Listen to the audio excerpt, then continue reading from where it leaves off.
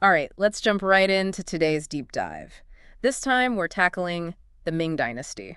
Ah, the Ming. We've got a pretty good stack of sources here, histories, maybe even some original stuff. Oh, nice. Really excited to see what we can pull out of all of this for everyone listening. Yeah, should be fun. Seems like there's a lot going on with the Ming.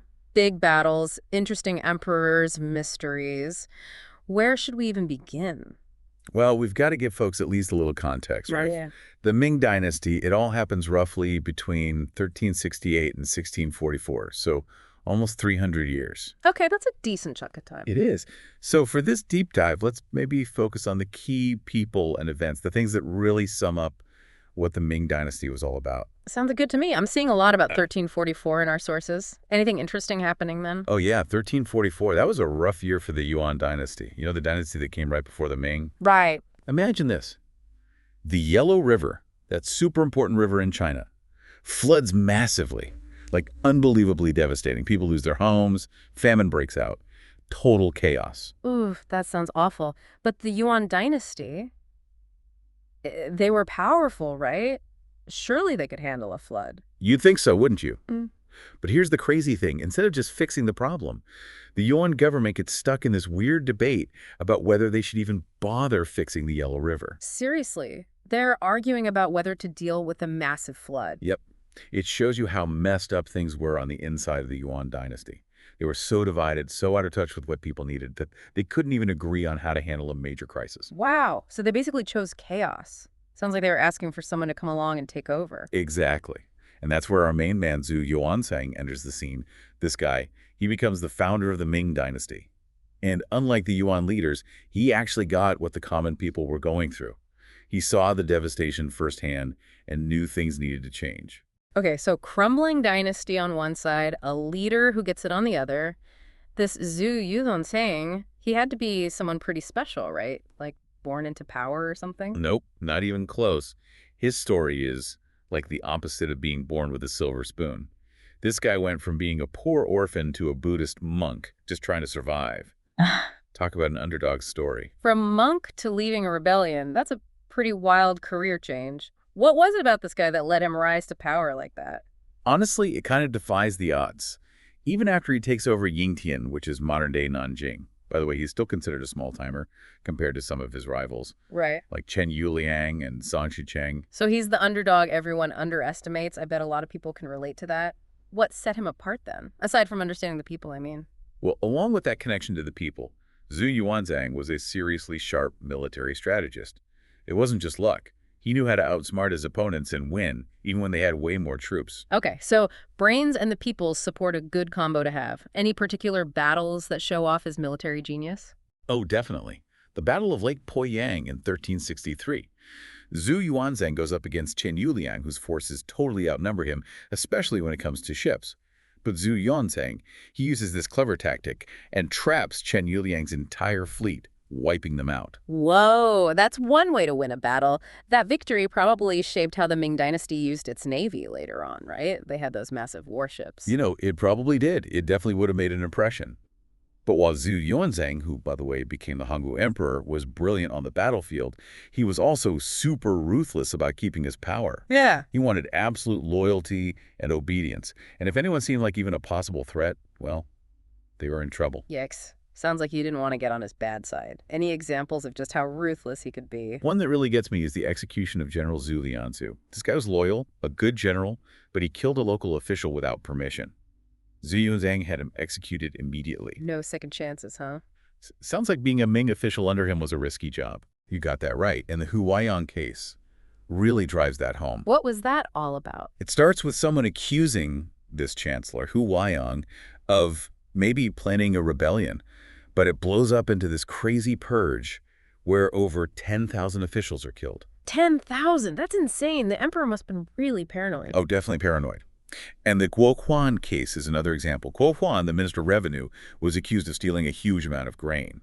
But when you look at the details, it seems more like Zhu Yuanzhang was just getting rid of anyone he thought might be a problem, whether they were actually corrupt or not. So basically, he ruled with an iron fist. No room for disagreement. Pretty much. He created this system where even the highest-ranking officials were constantly terrified of making a mistake. So even if you were lucky enough to become a Ming official under Zhu Yuanzhang, you're basically signing up for a life of stress and paranoia. You got it. And it wasn't just the fear of getting accused of something terrible. Imagine studying for years and years for those crazy imperial exams, finally getting a good government job.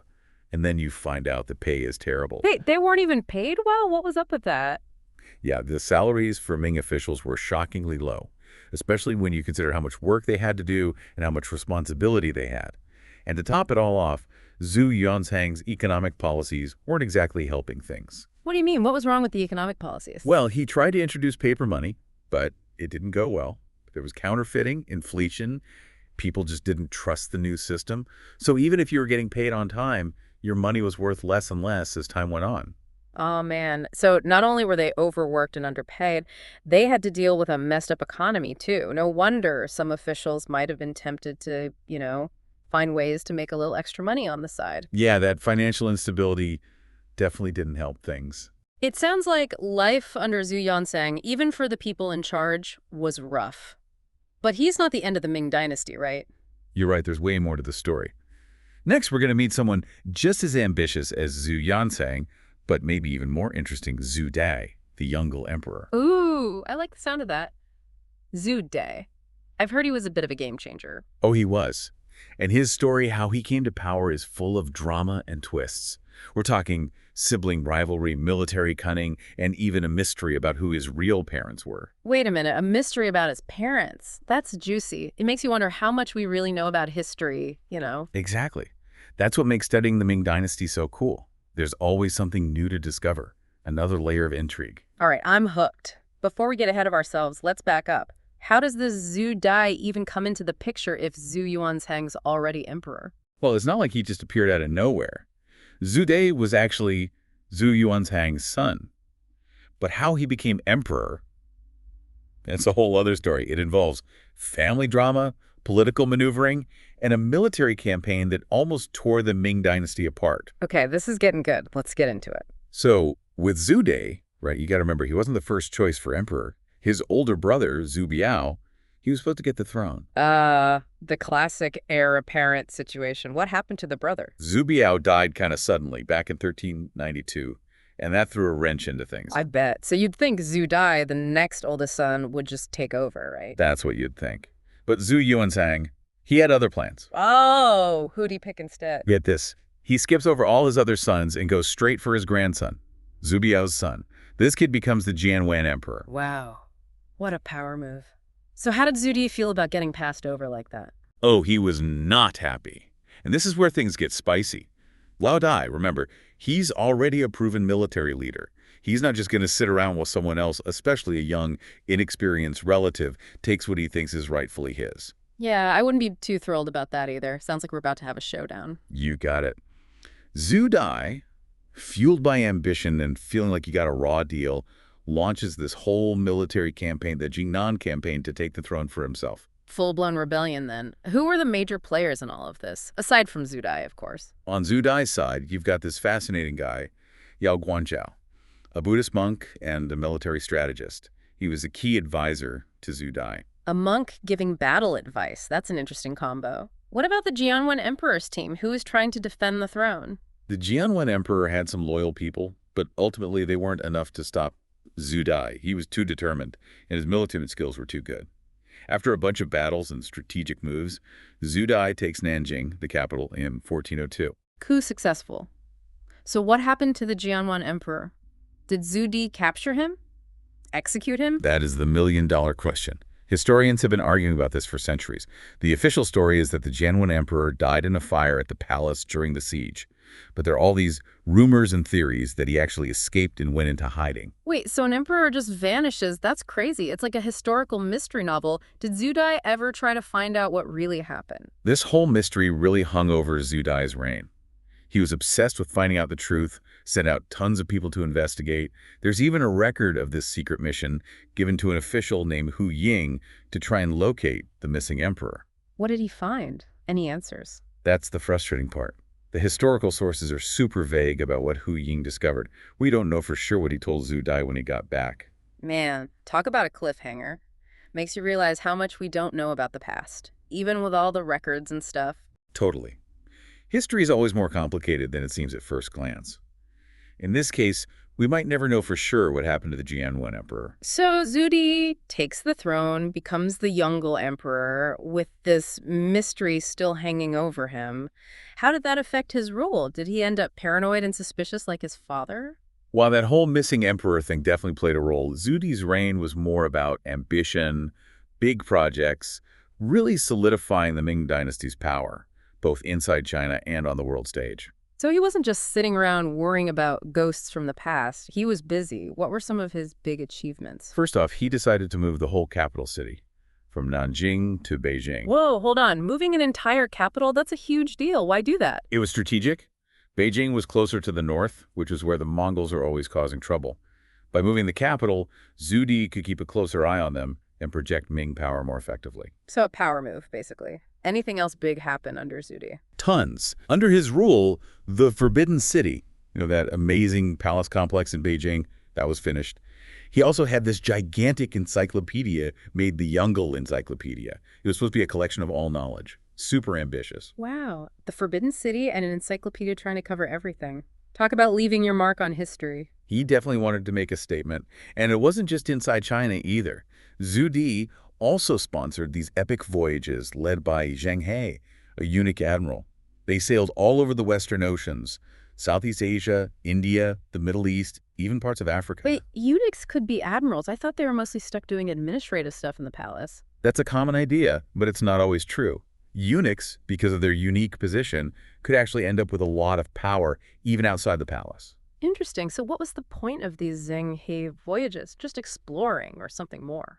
It was a bit of everything. They definitely showed off the Ming Dynasty's power and wealth to the world. Imagine seeing these huge fleets of ships, way bigger than anything else out there at the time. It was a big, look at us kind of thing. I can only imagine. I bet those ships caused a stir wherever they went.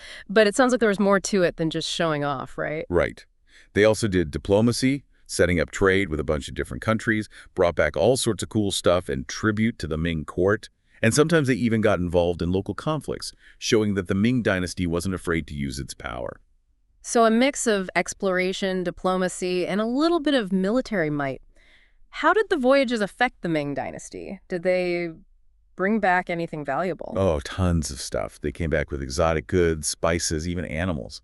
It all added to the Ming Dynasty's wealth and prestige. And it expanded China's knowledge of the world and other cultures, too.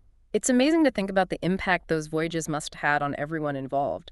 But I guess all good things must come to an end. What happened to them? Sadly, after Zudi died, people stopped being so interested in the voyages.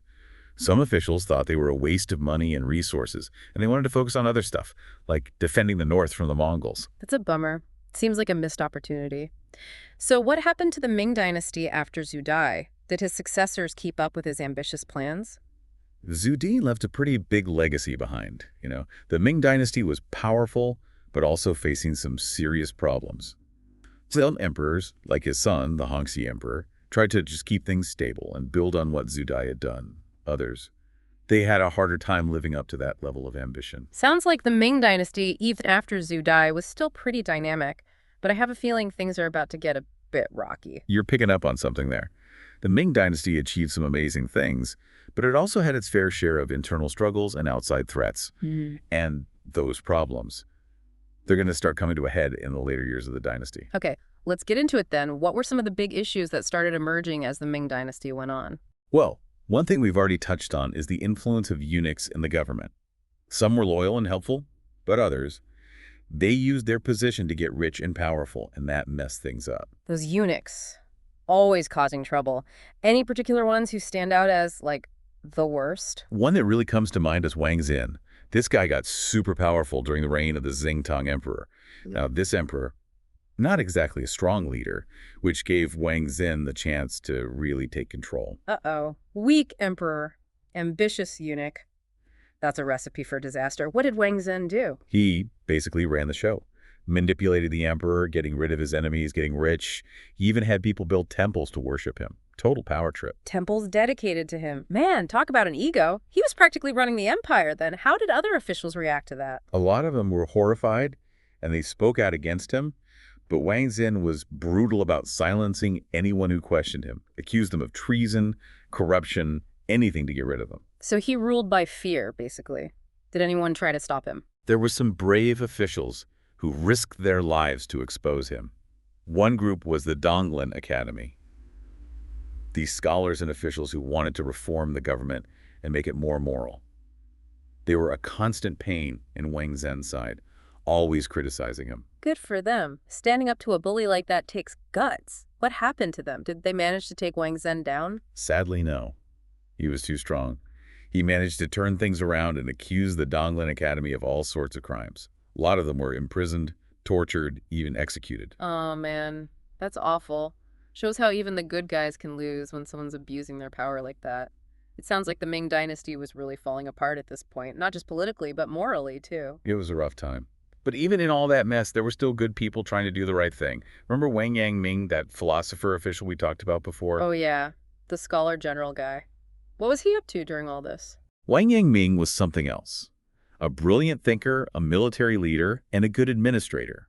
He became the governor of Jiangxi province and managed to put down a bunch of rebellions. Plus, he introduced reforms to help the people. So while the court was busy with power struggles and corruption, he was out there actually making a difference. What was his philosophy again?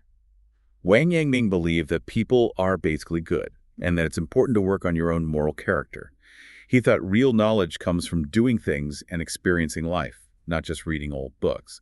He wanted people to find their own moral compass and act with kindness and honesty. Sounds like he was pushing for a more practical, ethical way of governing. Exactly what the Ming Dynasty needed. Did his ideas catch on? Big time. Wang Yangming's philosophy, called Neo-Confucianism, had a huge impact on Chinese thought and culture, even centuries after the Ming Dynasty. He inspired a ton of people to try and be better, more moral people, and to work towards a better society. It's amazing how much one person can do, even when everything seems to be going wrong. But sadly, even Wang Yangming couldn't save the Ming Dynasty from what was coming. What finally brought it down? Like we said before, the Manchus up north were a growing threat. And as the Ming Dynasty got weaker and weaker on the inside, the Manchus saw their chance to take over. Right, the Manchus.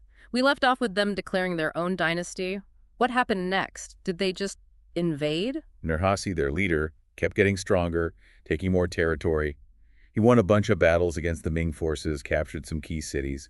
But it was actually his son, Hong Taiji, who really finished off the Ming Dynasty. Okay, so Hong Taiji takes over. Was he as ambitious and skilled as his father? Oh, yeah.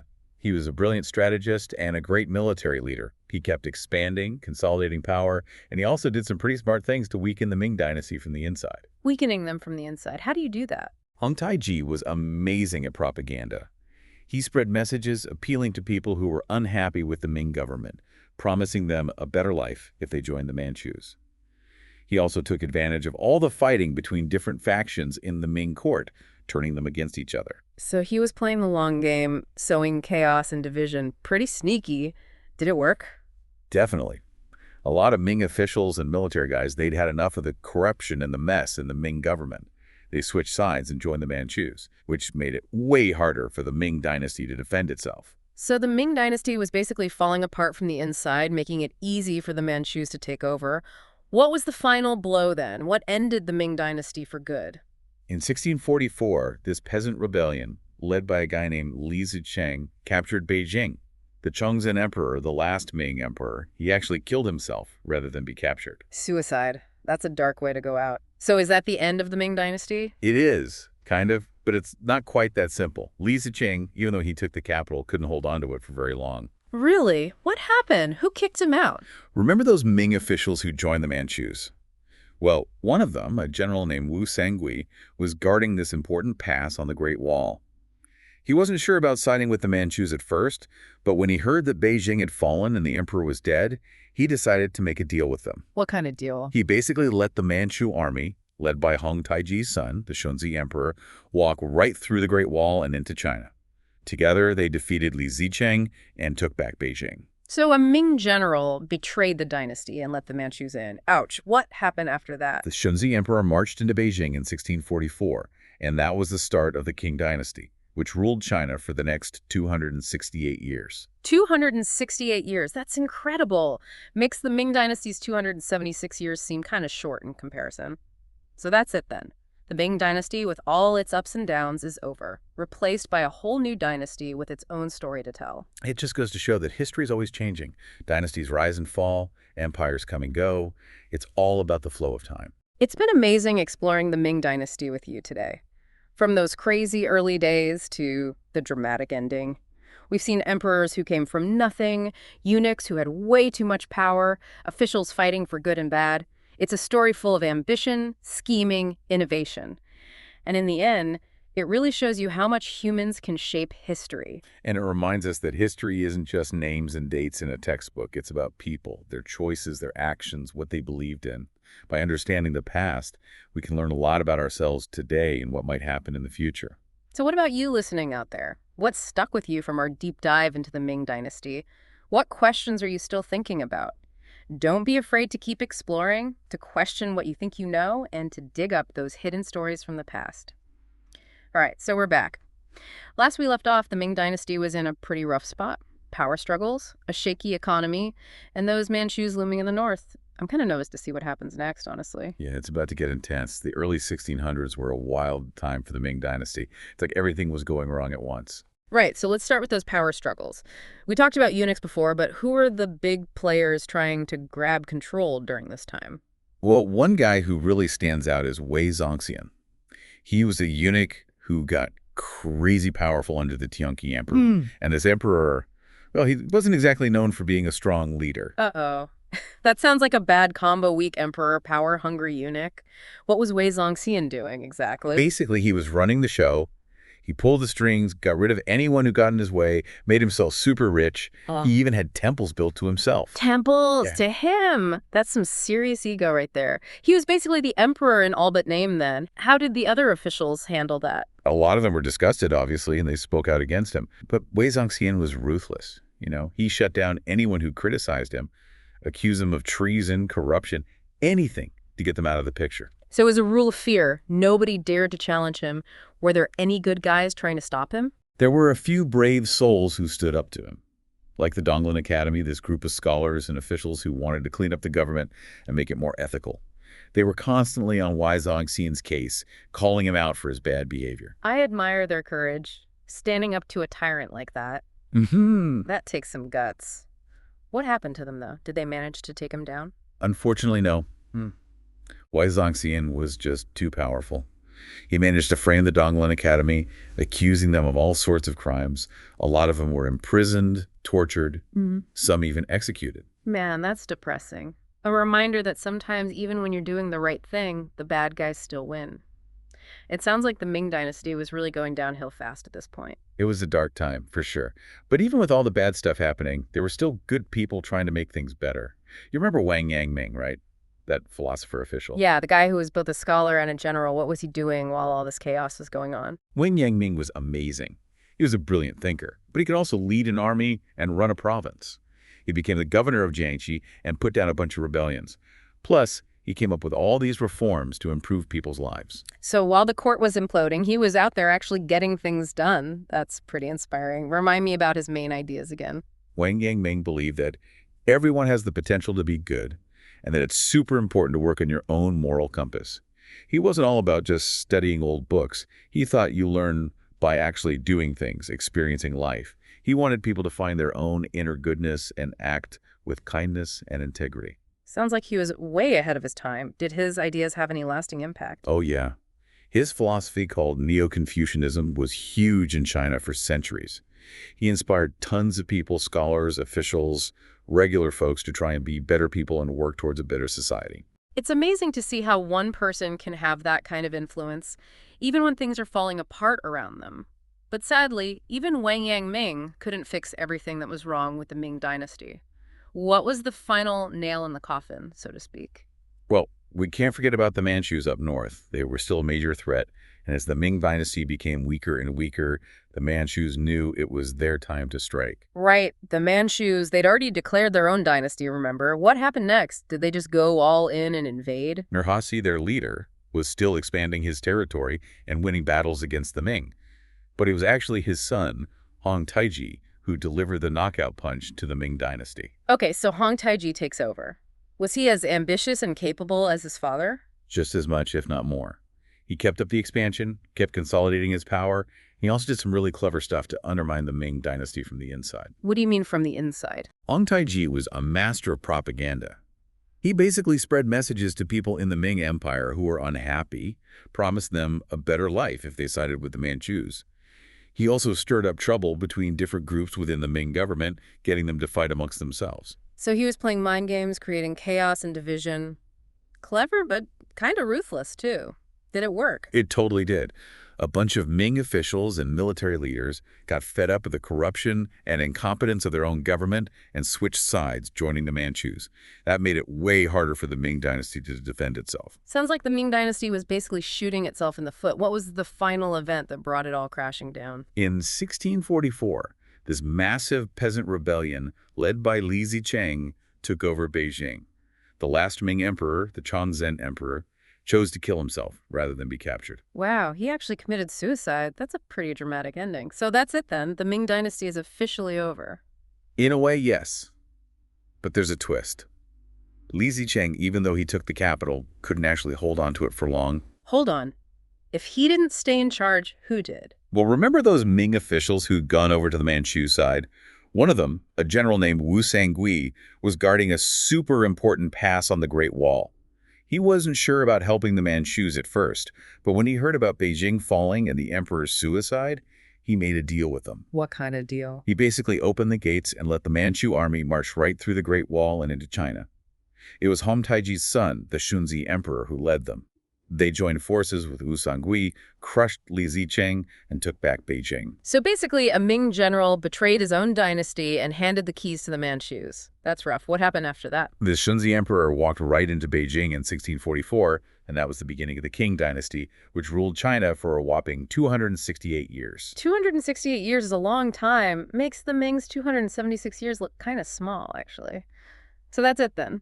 The Ming Dynasty, with all its amazing achievements and its tragic downfall, is over, and a new chapter begins in Chinese history. And it's a good reminder that history never really stands still. Dynasties come and go, empires rise and fall, fortunes change. It's the way of things. It's been an incredible journey learning about the Ming Dynasty, hasn't it? From its humble beginnings to its chaotic end, we've seen emperors who came from nothing, scheming eunuchs, brave officials, and everything in between. It's a story full of ambition, intrigue, innovation, and it really shows you how much people, even individuals, can shape the course of history. Exactly. History is not just about dry facts and figures. It's about real people, the choices they made, the things they believed in. And by understanding the past, we can learn so much about who we are today and where we might be headed in the future. So that's it for our deep dive into the Ming Dynasty. But the conversation doesn't end here, right? What stood out to you the most during our exploration? What questions are still bouncing around in your head? Don't be afraid to keep digging, to keep questioning, and to keep uncovering those hidden stories from the past. Who knows what you might find?